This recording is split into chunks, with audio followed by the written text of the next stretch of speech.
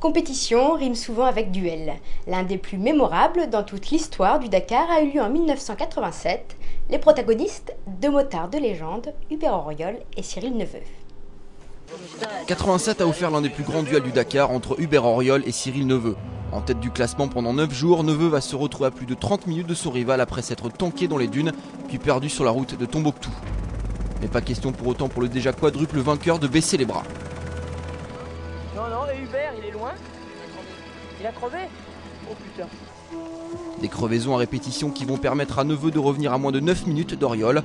Alors sur la ligne d'arrivée de l'avant-dernière étape, Neveu décompte les secondes en attendant l'arrivée de son rival, qui a lourdement chuté après avoir percuté une souche.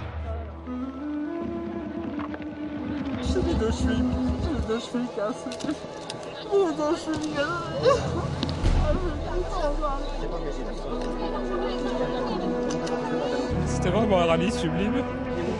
On s'est battu, c'était génial avec Cyril. Il est plus fort.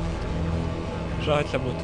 Neveu qui remporte ainsi son 5e succès dira « Il fallait un vainqueur, malheureusement, ce fut moi ». En 2001, à 2 jours de l'arrivée, Jean-Louis Schlesser, alors double tenant du titre, n'a plus aucune chance de conserver son bien à la régulière face à Matsuoka.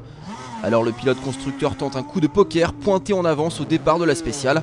Certains décopés d'une petite pénalité en temps, les deux buggy s'élancent ainsi en premier sur la piste.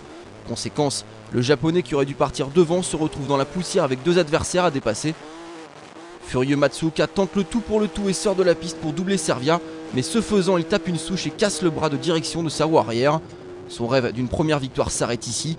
Son coéquipier Pascal Mémon ne peut retenir sa frustration. Schlesser croit lui avoir réussi le bon coup, mais les commissaires lui infligeront 1 heure de pénalité pour conduite antisportive, ce qui permet à Jutta Kleinschmidt de devenir la première femme à remporter le Dakar.